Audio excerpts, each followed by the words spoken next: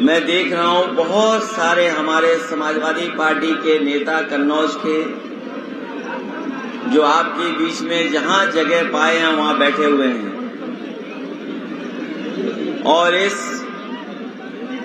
झुआ गांव में इस कार्यक्रम में उपस्थित हमारे सभी समाजवादी साथी, आदरणीय बुजुर्ग, माताएं, बहनें, नौजवान साथी और पत्रकार बंधुओं, मैं सबसे पहले आप सबका बहुत बहुत धन्यवाद और आभार प्रकट करना चाहता हूं कि मुझे पूरा का पूरा झुआ गांव और आसपास के जिम्मेदार लोग दिखाई दे रहे हैं। आज जब पूरा देश 9 अगस्त के दिन तमाम स्वतंत्रता सेनानियों को याद कर रहे हैं, तमाम उन महापुरुषों को याद कर रहे हैं जिनके साहस की वजह से, जिनके परिश्रम की वजह से, जिनके त्याग की वजह से, जिनकी कुर्बानी की वजह से आज हमारा देश आजाद हुआ है। हमें जितनी खुशी 15 अगस्त को होती है, 15 अगस्त को जब अंग्रेज छोड़ करके भारत चले गए, भारत आजाद हो गया, लेकिन उससे ज्यादा महत्वपूर्ण भारत के लोगों के लिए 9 अगस्त भी है। ये 9 अगस्त वो तारीख है जिस दिन भारत की जनता ने और उस समय कांग्रेस पार्टी जो आजादी की लड़ाई लड़ रही थी, उसने ऐलान किया था, राष्ट्रपिता महात्मा गांधी जी ने, कि भारत छोड़ो, और अंग्रेजों को भगाने का जो संकल्प लिया था उसी का परिणाम था कि 15 अगस्त 1947 को आजादी मिल गई। ये 9 अगस्त 1942 को भारत छोड़ो का नारा दिया था। और हमारे इतिहास को पढ़ने वाले लोग ये जानते होंगे कि 9 अगस्त उन क्रांतिकारियों को याद करने का भी दिन है जिन्होंने काकोरी में ट्रेन लूट करके अंग्रेजों को चने के वो लोहे के चने चबा दिए थे। एक वो 9 अगस्त 1925 जब काकोरी में क्रांतिकारियों ने अंग्रेजों को धूल चटाने का संकल्प लिया, और फिर 9 अगस्त 1942 जब राष्ट्रपिता महात्मा गांधी ने भारत छोड़ो का आंदोलन का नारा दिया, और न जाने कितने स्वतंत्रता सेनानी, न जाने कितने लोगों ने कुर्बानी दी है, तब हमें आजाद ये भारत मिला है। और ऐसे अंग्रेज जिनका कभी सूरज नहीं डूबता था, लेकिन भारत की जनता ने भारत से निकाल करके उनका हमेशा हमेशा के लिए भारत से छोड़ने का काम कराया है। आज झुआ गांव में आकर के मुझे खुशी हो रही है, और एक ऐसा गांव जो पहचान खोते जा रहा था, लेकिन जब से समाजवादियों ने कार्यक्रम तय किया है, अखबारों में छपने लगा कि झुआ गांव कौन सा है। झुआ गांव के उन क्रांतिकारियों के कुर्बानी याद आने लगी है, अखबारों में पूरा छपने लगा, और लखनऊ और दिल्ली में बैठे लोग सोच रहे थे कि हम झुआ गांव में क्यों जा रहे हैं। ये शायद अगर नक्शे में ढूंढो तो झुआ गांव नहीं मिलेगा, लेकिन अगर वोट की गिनती में ढूंढोगे तो आप लोग पा जाओगे कि ये गांव वो है जो समाजवादियों का गांव है। ये बीजेपी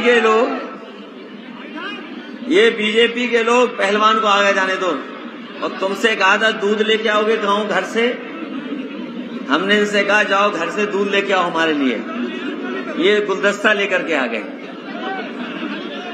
आने दो पहलवान को। ये बीजेपी के लोग घर घर तिरंगा का नारा दे रहे थे, ये बीजेपी के लोग घर घर तिरंगा का नारा दे रहे थे।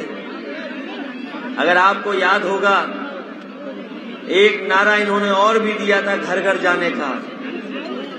जब घर घर का नारा दिया था तो सरकार बन गई थी इनकी, लेकिन सरकार बनने के बाद बताओ गरीबों, आप लोग, किसान भाइयों, यहाँ पर उपस्थित नौजवान साथियों, ये जो घर घर का नारा देने वाले लोग पिछले कई वर्षों से सरकार में हैं। बताओ आपका भाग्य कितना बदला है, आपका समय कितना बदला है। जिन्होंने घर घर नारा दिया, आज तिरंगा पहुंचाना चाहते हैं। जो इनकी पार्टी है, जिस पार्टी से ये पार्टी चलती है, उसने कभी भी भारत का झंडा नहीं लगाया। ये भारतीय जनता पार्टी राजनीतिक पार्टी है, लेकिन इनकी जो असली पार्टी है, उसने कभी भारत का झंडा नहीं लगाया। और हमारे बुजुर्ग और हमारे गुरुजन जानते होंगे, इतिहास उठा करके देखिए, ये वही लोग हैं जो आज घर घर तिरंगा ले जाना चाहते हैं, जिन्होंने कभी तिरंगा का विरोध किया था। तिरंगा का विरोध करने वाले लोग आज तिरंगा के सहारे हमारे और आपके घर में पहुंचना चाहते हैं। ये जब घर घर का नारा देकर के आए थे, जनता ने इन पर भरोसा कर लिया। इनकी सरकार बन गई, दो सरकार बन गई। दिल्ली में और लखनऊ में सरकारें बन गई। बताओ दिल्ली वालों ने महंगाई बढ़ा दी कि नहीं बढ़ा दी? जो चीजें सस्ती थीं वो आज महंगी हो गई। बताओ हर चीज की महंगाई है कि नहीं है? और याद रखना, अभी जो गेहूं की फसल की कीमत आपको मिली है, वो सरकार की देन नहीं है। ये सरकार की वजह से कीमत नहीं मिली आपको, क्योंकि बाजार में कमी है, दुनिया में कमी है अनाज की, जिसकी वजह से भारत के किसानों को गेहूं की तो कीमत मिल गई है। लेकिन ये व्यवस्था परमानेंट नहीं है। ये अगर परमानेंट व्यवस्था होती तो हमारा किसान खुशहाल हो जाता। जो प्राइवेट कंपनियां, उन्होंने तो दे दी आपको कीमत गेहूं की, लेकिन बताओ सरकारी खरीद अगर कहीं हुई हो तो बता दो। कहीं गेहूं की सरकारी खरीद हुई हो तो बताओ। ये आपके लिए तो गेहूं चलो कीमती फसल के रूप में आया, थोड़ा बहुत लाभ हो गया, लेकिन जितना लाभ होना चाहिए था किसानों को उतना लाभ नहीं पहुंचाया। क्योंकि जब किसान अपना हिसाब किताब लगाता है, जिस समय वो देखता है डीजल, पेट्रोल, खाद, डीएपी, बीज और अकाउंट में जो पैसे आ रहे हैं वो भी जोड़ लेता है, तब भी अभी मुनाफे में नहीं है। अगर हिसाब किताब लगाओ, आप सब चीजों का हिसाब किताब लगा लो, बिजली महंगी, डीजल महंगा, पेट्रोल महंगा, खाद महंगी, डीएपी महंगी, और राशन के साथ साथ मजदूरी भी महंगी, तो बताओ 2000 अकाउंट में भी आ जाते हैं, उसके बाद भी हमारे किसानों को मुनाफा नहीं मिल पा रहा है। और अभी खेतों में धान खड़ा है, पहले धान लुट गया और फिर लुट जाएगा, मैं कह के जा रहा हूं आपसे। ये जो घर घर तिरंगा वाले लोग, नारा देने वाले लोग, कम से कम हमारे किसानों को धान की कीमत कैसे मिलेगी उसकी तैयारी करनी चाहिए। ये घर घर तिरंगा के साथ साथ इन्हें ये भी तैयारी करनी चाहिए कि हर गांव में, हर घर में धान होना है, पैदा होगा धान, इसकी कीमत कैसे दे पाएंगे? पहले धान की कीमत तो नहीं मिली आपको, याद करो क्या हालत थी धान की, और धान की कीमत ये फिर नहीं दे पाएंगे।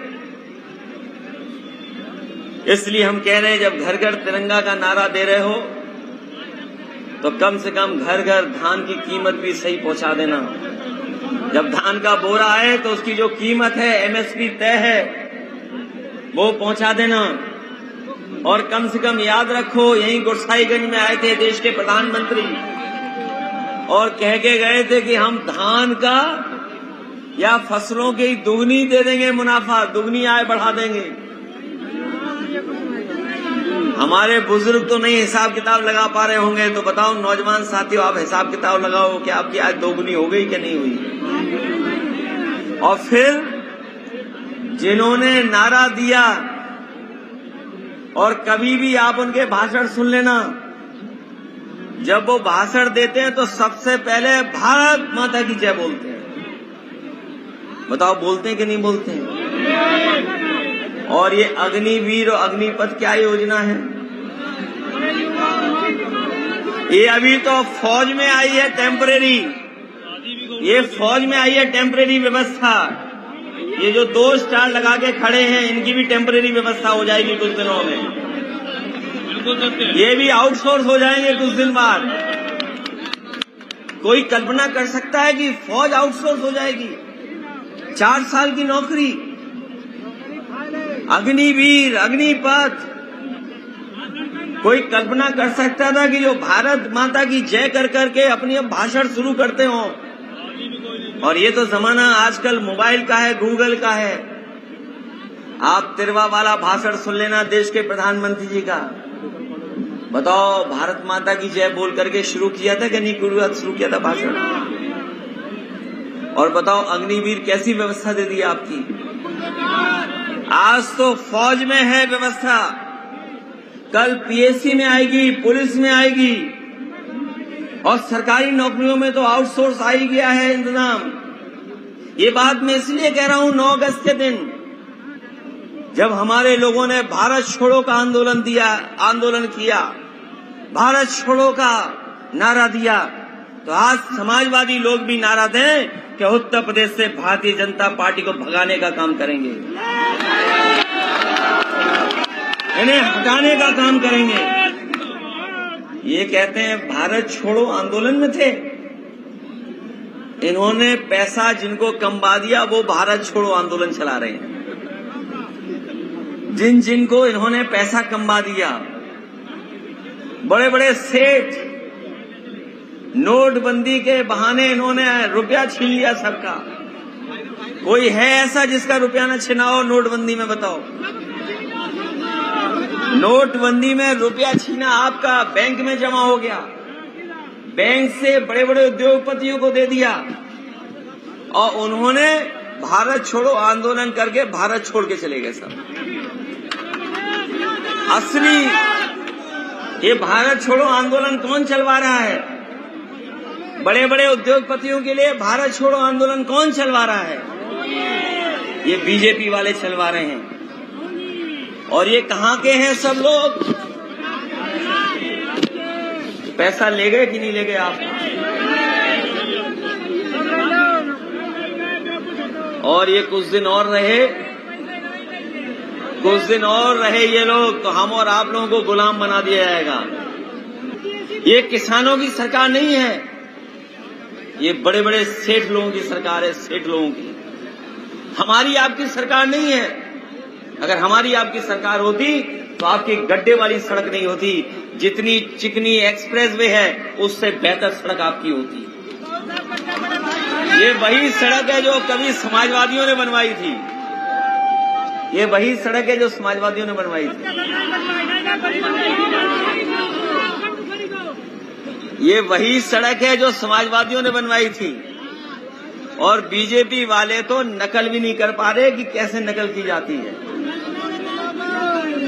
आपने बुंदेलखंड एक्सप्रेसवे देख लिया? हम तो देख करके आए थे, और उस बुंदेलखंड एक्सप्रेसवे चलने का भी काम किया था मैंने। मैं 5 किलोमीटर चला था, पूरा बर्बाद है वो एक्सप्रेसवे। और वो एक्सप्रेसवे नहीं है, वो केवल चौड़ी सड़क है। हमारे मुख्यमंत्री जी को नकल भी करना नहीं आता है, और नकल के लिए भी अकल चाहिए होती है। ये आपका एक्सप्रेसवे है। जब नेताजी से उद्घाटन कराया तो आपको याद होगा हवाई जहाज यहां पर उतरे थे, बड़े बड़े हवाई जहाज उतरे थे, और इनकी सड़क पर एक बारिश में गड्ढे हो गए, और अगर हवाई जहाज उतर गया होता तो सड़क खत्म हो जाती वहां। पूरा सड़क बर्बाद हो गई। हमारे और आपके ठेकेदार अगर कभी कोई काम पा जाते हैं तो कभी बुलेरो ले आएंगे, स्कॉर्पियो ले आएंगे, लेकिन बीजेपी के ठेकेदारों ने जिन्होंने सड़क बनाई है वो हवाई जहाज ले आए हैं। यही फर्क है। इसीलिए सड़क नहीं बनी। और हमारे नौजवान साथी बताओ, कुछ उम्मीद है नौकरी की कि नहीं उम्मीद है? एक समय था जब हम कहते थे कि बेरोजगारों के साथ साथ बेरोजगार बाप की भी संख्या बढ़ गई है, लेकिन अब हमें ये लगता है कि भारत में सबसे ज्यादा कुंवारे रह रहे होंगे। कोई शादी नहीं हो रही, इनको नौकरी नहीं तो इनका भविष्य भी बेहतर नहीं बन सकता।